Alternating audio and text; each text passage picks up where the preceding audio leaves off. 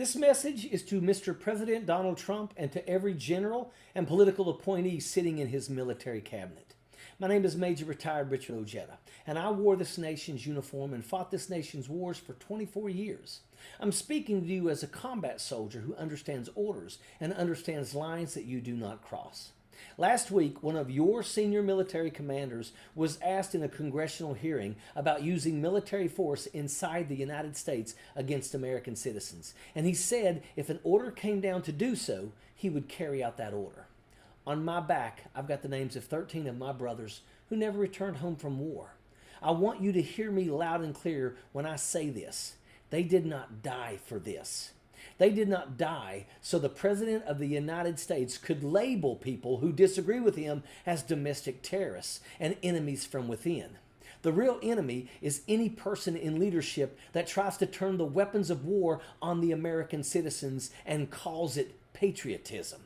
So when you say the enemy is within, Mr. President, you're right. The enemy of our Constitution is sitting inside the Oval Office.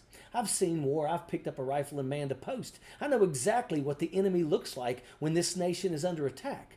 So when I hear what's coming out of your White House right now, I recognize it better than most because I've seen this con job before. I saw it when it was time to lace up our boots and when politicians like you needed a story strong enough to send young men and women into hell and call it service. I watched communities get wiped out over weapons of mass destruction that didn't exist. Millions of people lost their lives because our leaders were willing to put people in harm's way over a lie. I remember the faces. I remember the fear. I remember the kids. And I remember what it's like when you return home and realize it was all for nothing. I know the weight that it carries to realize that the government you once believed in, bled for, and fought for sent you into battle over a lie. But not one time, not one damn time, when I was standing in the line of fire, did I look to my left or my right and ask my brother how he voted before I decided if I would defend him.